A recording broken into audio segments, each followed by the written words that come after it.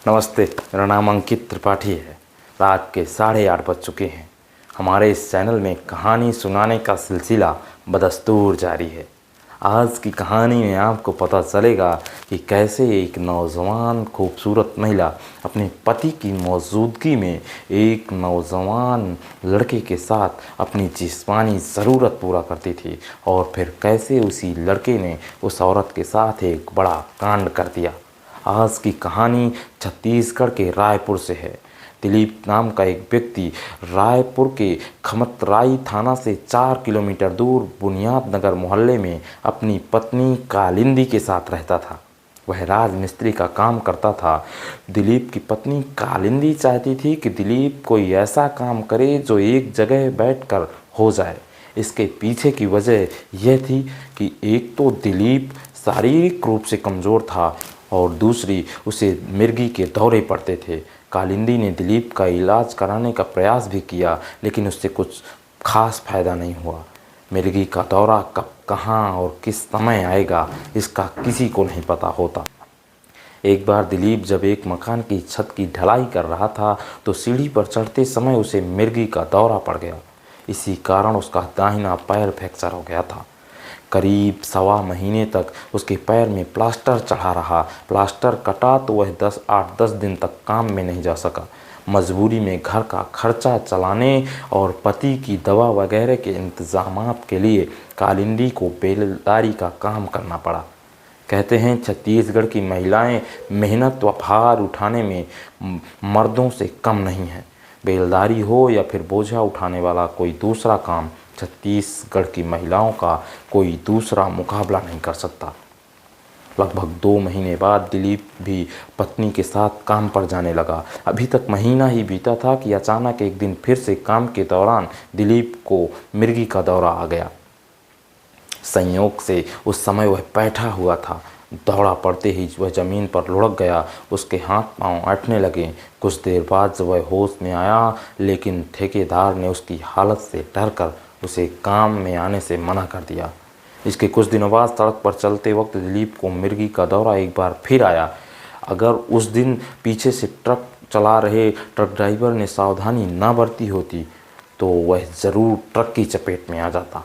तब से कालिंदी उसे लेकर अब बहुत डरने लगी थी। कालिंदी दिलीप को लेकर कोई खतरा नहीं उठाना चाहती थी, इसलिए उसने फैसला कर लिया कि अब काम पर वह अकेले जाए करेगी। वह काम पर अकेला जाया करेगी। कालिंदी जिस जगह पर काम कर रही थी वहाँ का काम खत्म हो गया था, तो वह एक बड़े कंस्ट्रक्शन पर नई साइट पर जाकर काम करने लगी। कालिंदी काम पर जाने लगी तो दिलीप का ज़्यादातर समय अपने 3 वर्षीय बेटे बबलू के साथ बीतने लगा। उसकी देखभाल की पूरी जिम्मेदारी उसके कंधों पर थी। शाम को कालिंदी घर लौटती, फिर खाना बनाती और पति व बेटे को खिलाती। दिलीप और कालिंदी की उम्र लगभग 30 से 31 साल की थी। इस उम्र में दाम्पत्य सुख ज़रूरी होता है, लेकिन थकी हारी होने की वजह से कालिंदी का ध्यान इस ओर नहीं जा पाता था, जबकि दिलीप अपनी शारीरिक कमजोरी की वजह से पत्नी में कोई ज़्यादा रुचि रखता भी नहीं था। कालिंदी जिस जगह पर काम कर रही थी वहाँ 20 महिला पुरुष काम करते थे। इन्हीं में से एक चांदनी थी। चांदनी भी एक गरीब परिवार से ताल्लुक़ रखती थी। वह बेलदारी किया करती थी, जबकि उसका पति एक दुकान पर नौकर था। कालिंदी और चांदनी में अच्छी खासी दोस्ती हो गई। दोनों एक दूसरे से सुख दुख की बातें साझे करने लगीं। चांदनी तेज़ तर्रार थी। अब चांदनी कालिंदी के जीवन से जुड़ी हर छोटी बड़ी बातें जान चुकी थी। इसके बाद दोनों में खूब खुलकर बातें होने लगीं।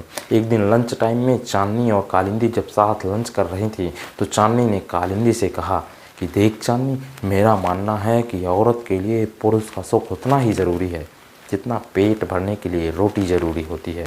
मैं तो यह कहती हूँ कि तू अपने लिए कोई एक अच्छा सा मर्द ढूंढ ले जो तेरी शारीरिक ज़रूरतों को पूरा कर सके, क्योंकि तेरा पति तो इस लायक है भी नहीं। कालिंदी चांदनी की बातें चुपचाप सुन रही थी। उसकी समझ में नहीं आ रहा था कि उसकी इन बेतुकी बातों का क्या जवाब दे। फिर भी शर्माते सकुचाते उसने यह कहा कि क्या करूं चांदनी, मुझे दिलीप की हालत पर तरस आ जाता है, इसलिए अपनी इच्छाओं को दबा कर रखती हूँ। इस बार चांदनी ने थोड़ी गुस्से में कहा कि तेरी जगह मेरा पति होता तो मैं ढूंढ लेती किसी और को। कालिंदी ने कहा कि देख चांदनी, तू क्या समझती है, मेरा मन नहीं होता कि हर कोई कालिंदी ने कहा कि देख चांदनी, तू क्या समझती है, मेरा मन नहीं होता कि मुझे कोई चाहने वाला हो, लेकिन इसके लिए कोई ऐसा हो भी तो जो मेरे मन को भाए, जिस पर विश्वास किया जा सके। सड़क पर इज्जत थोड़ी नीलाम कर दूं। तभी चांदनी ने कालिंदी को अपने सुपरवाइज़र के बारे में बताया। तभी बीच में टोंकते हुए कालिंदी बोली कि कहीं तो राम कुमार की बात तो नहीं कर रही है। चांदनी ने कहा कि हाँ, मैं उसी राम कुमार की बात कर रही हूँ। कालिंदी ने कहा कि वह तो शादीशुदा है, 2 बच्चों का बाप है। चांदनी बोली कि तुझे क्या लगता है, हमारे जैसी शादीशुदा औरतें और माँ बन चुकी औरतों पर कोई तुम्हारा लड़का लाइन मारेगा? पता है, औरत हो या मर्द, शादीशुदा लोगों को दुनियादारी की ज़्यादा समझ होती है। वैसे भी ऐसे लोगों को अपने पार्टनर की इज्जत से अपनी इज्जत की कहीं ज़्यादा फिक्र होती है। रही बात राम कुमार की, तो वह तुझसे 3 से 4 साल छोटा भी तो है। 25 वर्षीय राम कुमार बघेल की नज़र जवान औरतों पर रहा करती थी। चांदनी उसकी गिरफ्त में थी, जबकि कालिंदी पर उसकी निगाहें जमी हुई थी। चांदनी से राजकुमार ने कहा था कि वह कालिंदी को उसके करीब ले आएगी तो वह उसे इनाम देगा। कालिंदी जवान थी, पुरुष सानिध्य की चाह उसके मन में भी थी। चांदनी के उकसाने पर वह धीरे धीरे राम कुमार की ओर आकर्षित होने लगी।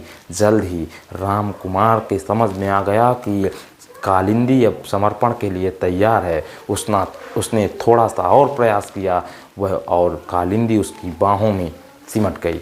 राम कुमार बघेल का घर कालिंदी के घर से महज 1 किलोमीटर दूर भनपुरी इलाके में था। उसके परिवार में पत्नी पूनम के अलावा 2 बच्चे थे। राम कुमार की कालिंदी से नज़दीकी बढ़ी तो वह उसे शहर लेकर घुमाने जाने लगा। कालिंदी ने भी उसे अपने घर बुलाने शुरू कर दिया। वह जिस तरह से उसकी खातिरदारी करती थी और जैसे उससे हंसी ठिठोली करती थी, उससे दिलीप को समझने में यह देर नहीं लगी कि कालिंदी के पांव बहक चुके हैं। चूँकि घर का खर्च कालिंदी की कमाई से ही चल रहा था, इसलिए शुरू में दिलीप जानबूझकर चुप रहा।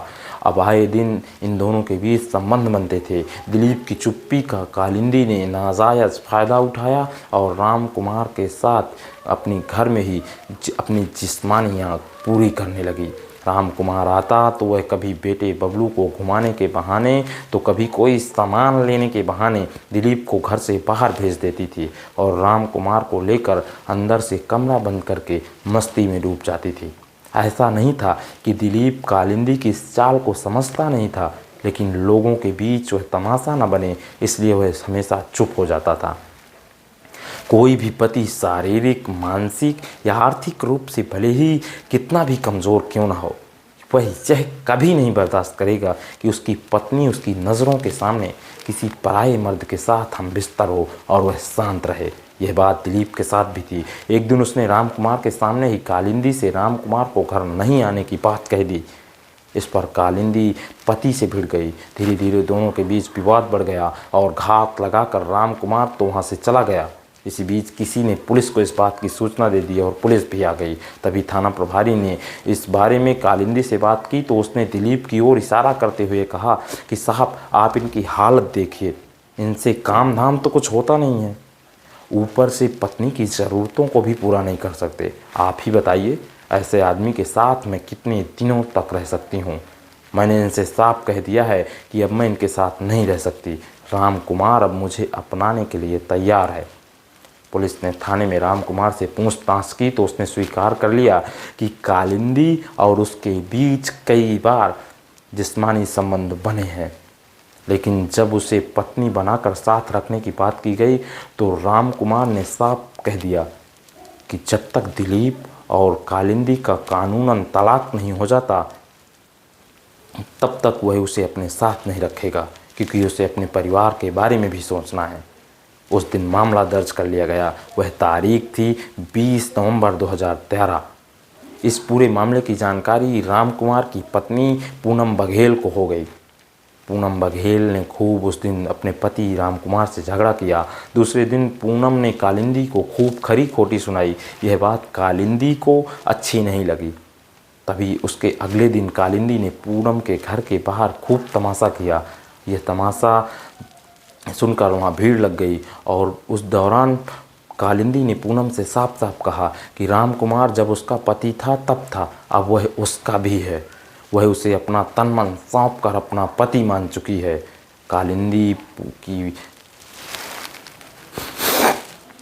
कालिंदी का इस तरह से पूनम से बहस करना राम कुमार को अच्छा नहीं लग रहा था। जब उससे नहीं रहा गया तो वह कालिंदी का हाथ पकड़कर घर से बाहर लेकर आ गया। राम कुमार ने समझाते हुए कहा कि तुम्हें जो भी कहना है मुझसे कहो, लेकिन यहाँ नहीं। चलो हम कहीं बाहर चलते हैं और मैं वहीं तुम्हारी सारी बातों का जवाब दूंगा। कालिंदी तैयार हो गई तो राम कुमार उसे अपनी मोटरसाइकिल पर बिठा कर ले गया और कहा कि तुम हफ्ते या 10 दिन के लिए अपनी माँ के पास चली जाओ। इस बीच मैं यहाँ पर तुम्हारे रहने का कोई इंतज़ाम करके तुम्हें फ़ोन करके जानकारी दे दूँगा। कालिंदी मायके जाने के लिए राज़ी हो गई। इसके बाद टिकट और रास्ते के खर्च के लिए राम कुमार ने उसे 500 रुपये देकर कालिंदी को दुर्ग बस स्टैंड पर छोड़कर रायपुर लौट आया। रात में पूनम का मिजाज गर्म था, लेकिन वह उससे बिना कोई बात किए खाना खाकर चुपचाप सो गया। तभी पुलिस को 23 नवंबर की सुबह एक सूचना मिली। सूचना ये थी कि गोगांव नाले में एक महिला की लाश पड़ी हुई है। पुलिस पहुंची तो वहां पीले रंग की साड़ी पहने एक महिला का शव नाले के किनारे पड़ा था। पानी कम होने की वजह से लाश साफ तौर पर दिख रही थी। लाश को किसी वजनी पत्थर से दबाने की कोशिश भी की गई थी। लाश की शिनाख्त नहीं हो पाई। लाश को पोस्टमार्टम के लिए रायपुर भेज दिया गया।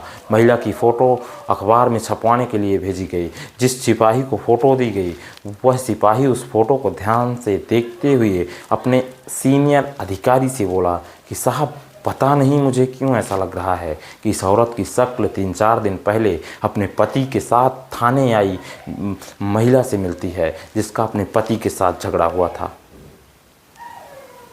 ऑफिसर ने इस बात की शंका को पकड़ा और जांच की गई तो पता चला कि हाँ, वह कालिंदी का ही शव था। लेकिन राम कुमार पुलिस की पकड़ से अभी भी दूर था और उसका पति दिलीप बोल रहा था कि मेरी पत्नी राम कुमार के साथ गई है। तभी पुलिस वालों ने राम कुमार को घर गई, लेकिन वह अपने घर में नहीं था। फिर उसकी कंस्ट्रक्शन साइट पर जाकर राम कुमार को पकड़ लिया। पहले तो वह मना करता रहा, लेकिन जब पुलिस ने सख्ती दिखाई तो उसने अपना जुर्म स्वीकार कर लिया। उसने बताया कि जब मैं उसे उसके मायके जाने के लिए छोड़ कर आया तो वह कुछ दूर तक गई और अगले बस स्टेशन से वापस मेरे पास आ गई। मेरे पास आकर मेरे साथ मारपीट करने लगी। जब उसने काफ़ी देर तक मेरे साथ मारपीट की तब मैंने गुस्से में आकर उसकी गला दबाकर हत्या कर दी और लाश को छिपाने के लिए मैंने एक नाले में उसको फेंक दिया और पत्थर डालकर फेंका था। खैर, अब राम कुमार अपने कर्मों की सज़ा आज भी जेल में काट रहा है।